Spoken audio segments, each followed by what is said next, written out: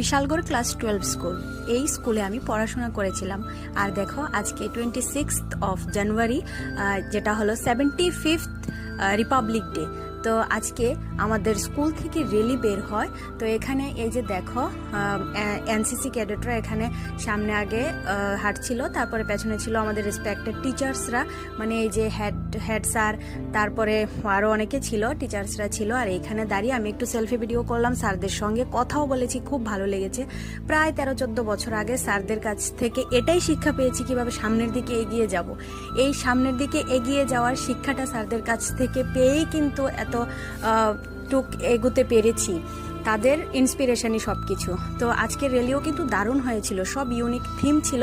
আর স্যারদের তো খুবই ভালো লেগেছিল, সবার সঙ্গে অনেক দিন পরে কথা বলে খুবই ভালো লেগেছে। আর ভিডিওটা কেমন লেগেছে তোমরা অবশ্যই কমেন্ট করে জানাবে। আর আমি আজকে তোমাদের সঙ্গে শেয়ার করলাম আমি কোন স্কুলে পড়াশোনা করেছি। ভিডিও